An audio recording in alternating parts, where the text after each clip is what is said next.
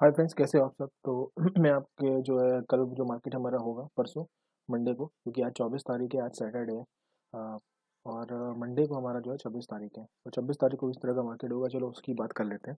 सबसे पहले तो मैं बात करता हूँ कि यहाँ पे जो आपको अभी जो पैनिक सेलिंग देखने को मिल रही है, जैसे कि मैं अगर ये 10 मिनट के चार्ट की बात करता हूँ, तो आप देख सकते हो काफ़ी पैनिक सेलिंग देखने को मिल रही है। अपर लेवल से 44,200 के अप्रोक्सीमेटली से अब ये ऑलमोस्ट जो है करेक्ट होकर 41,000 आ गया, 41,600। तो यहाँ पे अभी जो है लगभग 3,000 पॉइंट से भी थोड़ा सा 200 पॉइंट कम का जो है यहाँ पे हमारा जो है ऑलरेडी यहाँ पे करेक्शन हो चुका है। तो यहाँ पे ऐसे में क्या किया है, तो मैं आपको जो मुझे लगता है वो बताता हूँ। बाकी और चीज़ें आपको कैसे ट्रेडिंग करनी होगी मैं आपको बताता हूँ। तो सबसे पहले मैं बता देता हूँ कि जो करेक्शन का दौर है, मुझे लग रहा है कि अभी ख़त्म नहीं हुआ, ठीक है। तो क्या ये एक किसी तरह का पैनिक है? मुझे तो नहीं लगता, क्योंकि बहुत सारे लोग कह रहे हैं कि कोरोना का भी सीन हो सकता है। कुछ जो है ब्याज दरें बढ़ाई जा रही हैं जो उसके बारे में कह रहे हैं, कुछ अमेरिका से संबंधित है।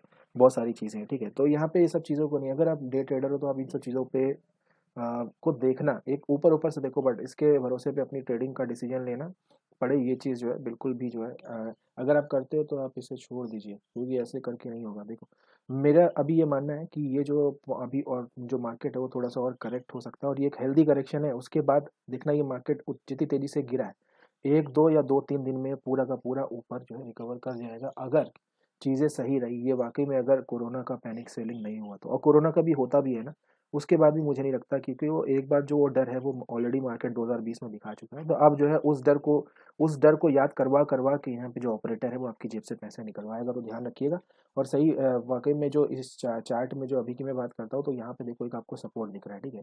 तो ये एक लेवल है सपोर्ट का, इसको आपको हमेशा ध्यान रखना पड़ेगा, ठीक है। तो यहाँ पे एक जो सपोर्ट का इसका लेवल है, ये देखो यहाँ पे ये बन रहा है, ठीक है। एक ये बन रहा है, लेकिन इस लेवल को ये आसानी से तोड़ सकता है। अभी इसमें कितने पॉइंट्स हैं?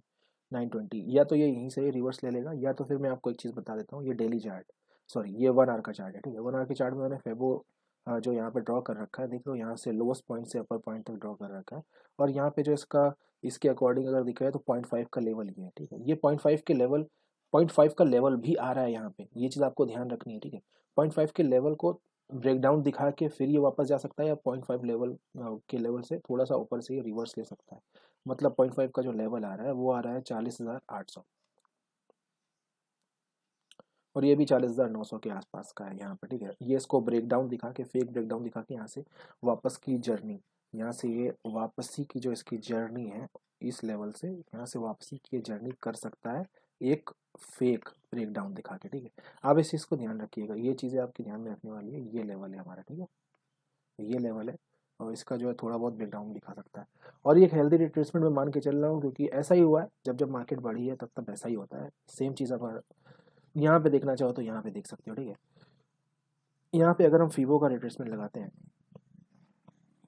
देखो 0.5 के ठीक ऊपर से मुड़ गया, तो ऐसे ही करता है मार्केट। या तो इसे थोड़ा सा और नीचे ब्रेक करके एक फेक ब्रेकडाउन दिखाता है, तब जाता है। वो एक झटके में कैंडल आता है। अगर सस्टेन कर गया तब नहीं होगा, सस्टेन नहीं करेगा। देखो सस्टेन यहीं पे कर गया, यहीं से वापस हो गया, या फिर यहाँ से एक विक वाली, या फिर एक सिंपल सी, जैसे इसने एक विक बना रखी है, आप देख सकते हो यहाँ वाली, ठीक है।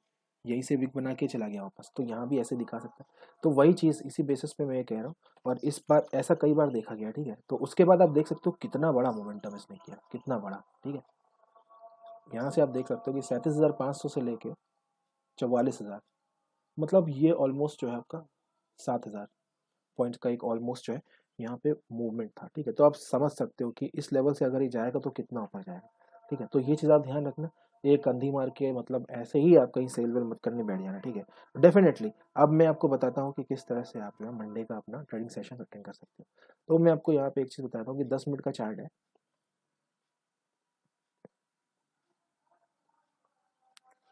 और 10 मिनट के चार्ट पे अगर मैं बात करता हूँ, तो एक ये सपोर्ट जोन के आसपास है। अगर ये गैप डाउन खुलता है, यहाँ पे गैप डाउन खुलता है 41,000, इतना तो गैप डाउन नहीं खुलेगा। गैप डाउन खुलता है तो एक चांसेस है कि, बिल्कुल चांसेस इसके गैप डाउन खुलने की है, क्योंकि जो है अगर एक्सिस निफ्टी की मैं बात करता हूँ तो उसको भी एक बार डेटा में चेक कर लेता हूँ।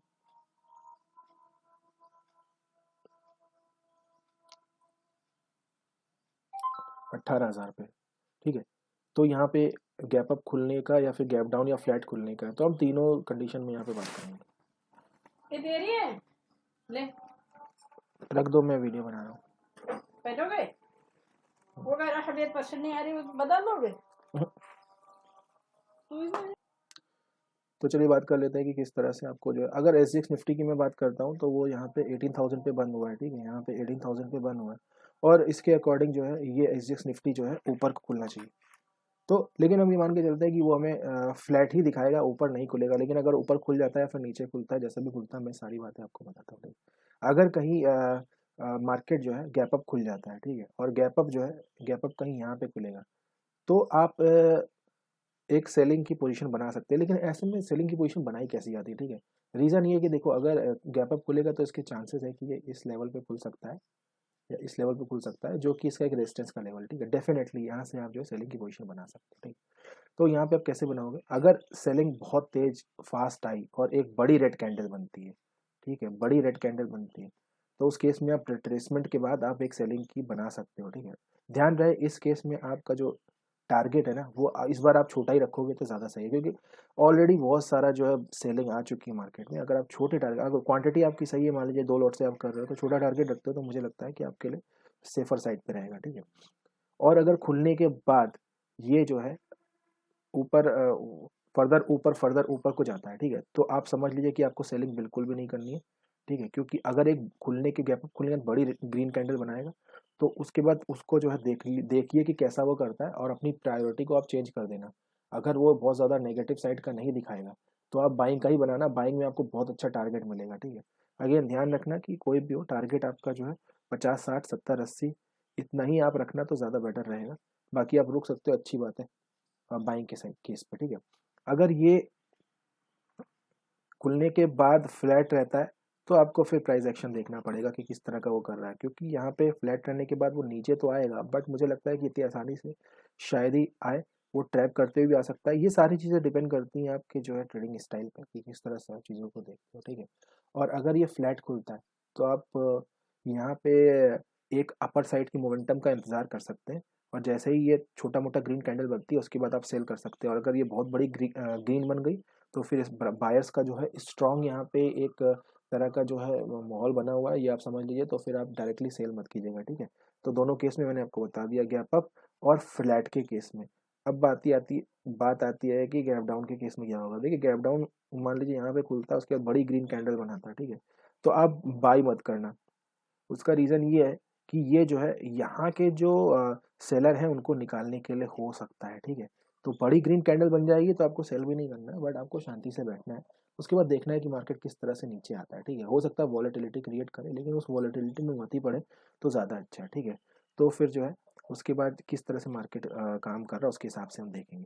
और अगर यहाँ पे गैप डाउन खुलने के बाद ये नीचे चला गया, रेड कैंडल बन गई, तो आप सेलिंग साइड की पोजीशन देख सकते हो, लेकिन उसके रिट्रेसमेंट के बाद। और साथ में आपको ये भी देखना पड़ेगा कि रिट्रेसमेंट कोई स्ट्रॉन्ग रिट्रेसमेंट तो नहीं है, क्योंकि हमको ये चीज़ भी ध्यान देनी पड़ेगी कि मार्केट बहुत ज़्यादा करेक्ट होता हुआ नीचे आ रहा है, और उसके बाद बड़ी रेड कैंडल जो है बनाने के पीछे ऑपरेटर का क्या कहानी हो सकती है। वो ये हो सकती है कि वो आज भी आपको दिखाए कि आज भी सेलिंग आएगी, बट वो अल्टीमेटली सेलिंग, वो जो है बाइंग की प्लानिंग कर रहा है, मार्केट ऊपर जाने की प्लानिंग कर रहा है और आप लोगों को नीचे ट्रैप कर रहा है। ये चीज़ आप, कुछ चीज़ें ऐसी हैं जो आपको ध्यान देनी पड़ेगी, ठीक है। और उसके बाद अगर ये गैप डाउन के केस में बड़ी ग्रीन कैंडल बनाता है या बड़ी रेड कैंडल बनाता है, दोनों बता दिया, और फ्लैट रहता है, तो आपको थोड़ा सा रुकना पड़ेगा और देखना पड़ेगा कि किस तरह का मोमेंटम हो रहा है। लेकिन मैंने आपको बता दिया कि मान लीजिए यहीं पे रहता है तो कुछ और कंडीशन हो सकती है। देखिए केसेस तो बहुत सारे हैं, हर केस को हम यहाँ पे डिस्कस नहीं कर सकते, ठीक है। लेकिन मैं एक आपको चीज़ बताता हूँ, ठीक है। मार्केट में कुछ भी हो सकता है, आप कुछ भी करिए, ठीक है, लेकिन आपका जो स्टॉप लॉस होता है ना, जो स्टॉप लॉस होता है उसका आपको जो है यहाँ पे पूरा पूरा जो है उसकी आपको उसको फॉलो करना पड़ेगा, ठीक है। आप उसकी रिस्पेक्ट करनी पड़ेगी। जैसे स्टॉप लॉस को अगर आप रिस्पेक्ट नहीं करोगे ना, तो फिर मार्केट तो कैसा भी चल चलता है, वो ऊपर भी जा सकता है, नीचे भी जा सकता है, साइडवेज भी हो सकता है, कुछ भी कर सकता है, ठीक है। और आपके स्टॉप लॉस बार बार अगर हिट होते रहेंगे तो एक मोमेंट में वो आपको दे भी देगा प्रॉफिट, लेकिन आप क्या पाओगे कि आपके स्टॉप लॉस और ओवर ट्रेडिंग इतनी ज़्यादा हो गई कि ये मूवमेंट से जो है आपका कुछ हो नहीं पा रहा है, कुछ प्रॉफिट हो नहीं पा रहा है, और फिर भी आपको जो है लॉस ही बुक करना पड़ रहा है, ठीक है। तो लॉस ना हो, इसको जो है बिल्कुल निकाल दें अपनी ट्रेडिंग से और प्रॉफिट में रहें, ठीक है। तो प्रॉफिट में रहें, ये हमको कोशिश करनी है, ठीक है। आप इस चीज़ को ध्यान में रखिएगा। स्टॉप लॉस का मतलब अपना जो है, और जितना भी आप नंबर ऑफ ट्रेड्स लेते हो, एक या दो आपको जो भी डिसाइड किया उसी के अकॉर्डिंग आप काम करिए, ठीक है। मार्केट में डेफिनेटली अभी भी सेलिंग की अपॉर्चुनिटी है, ऑल ओवर की मैं बात करता हूँ तो सेलिंग की है। बट वो सेलिंग के लिए आपको किस मौके पे एंट्री करनी है ना, वो तो आपको समझना ही पड़ेगा, ठीक है। क्योंकि ये अल्टीमेटली सेलिंग भी अगर करेगा ना, तो आप अगर कहीं भी एंट्री मारोगे तो आपको फायदा नहीं पहुंचाएगा, ठीक है। वो हो सकता है थोड़ा ऊपर दिखा दे, फिर बाद में धीरे धीरे सेलिंग करके एक बड़ी रेड कैंडल बना दे, या हो सकता है कि वो थोड़ा नीचे दिखा दे और उसके बाद फिर वो एक बड़ा मोमेंटम कर दे ऊपर को, और उसके बाद फिर नीचे कर दे। तो देखिए मार्केट में कुछ भी हो सकता है, मेजरली आपको समझ के क्या चलना है। मेजरली ये है कि बहुत बड़ा जो है मार्केट में ऑलरेडी यहाँ पे इतना फॉल आ चुका है, ठीक है। इस फॉल को आप इग्नोर नहीं कर सकते, इस वाले फॉल को आप इग्नोर नहीं कर सकते। तो ये चीज़ आपको समझनी पड़ेगी, ऑलरेडी 3000 पॉइंट का यहाँ पे जो है फॉल हो चुका है, तो ये कहीं ना कहीं सेंटिमेंट पे असर तो डालेगा, ठीक है। और सेंटिमेंट पे असर डालेगा तो इसका अभी भी असर देखने को मिलेगा। ये असर कब तक नलीफाई होगा ना, ये असर कब तक खत्म होगा, जब तक कि यहाँ पे एक स्ट्रॉन्ग ग्रीन कैंडल नहीं बन जाती है, ठीक है। 1 मिनट की कैंडल की बात नहीं कर रहा हूँ मैं, 5-10 मिनट की, 15 मिनट की, आधे घंटे की कोई बढ़िया कैंडल, कोई लेवल यहाँ पे ब्रीच नहीं हो जाते, उसके बाद ये सस्टेन नहीं करता, तब तक आप अपर साइड वाले जितने भी जो ट्रेड्स होते हैं वो आप ना ही ले तो ज़्यादा अच्छा है, ठीक है। तब तक आप डाउन साइड की कीजिए, और नो डाउट अपर का आप करना चाहते हैं तो मौके से बिल्कुल कीजिए, अपोजिट में भी पैसा बनता है। लेकिन ऐसे में आपको बहुत मौका देखना पड़ेगा, और हमेशा जो है टारगेट जो है वो अपना बहुत छोटा रखना पड़ेगा, इन द सेंस 40 और 50 पॉइंट का। ऑब्वियसली आपकी जो है क्वांटिटी पे डिपेंड करता है, ठीक है, कि किस तरह का आप लेते हो। सपोज आप 100 क्वांटिटी लेते हो और इनिशियल ट्रेडर हो, तो आपका जो है 20 से 25 में आपका 2500 बन जाता है। मुझे मुझे लगता है कि ये आपका सफिशियंट है, ठीक है। इस तरह से आप काम कर सकते हो। उम्मीद है आपको ये वीडियो पसंद आया होगा। अगर अच्छा लगा हो तो लाइक कर देना, अगर आप चैनल पर नए हो तो सब्सक्राइब भी कर सकते हो। मैं मिलता हूँ आपसे नेक्स्ट वीडियो में, तब तक के लिए जय हिंद।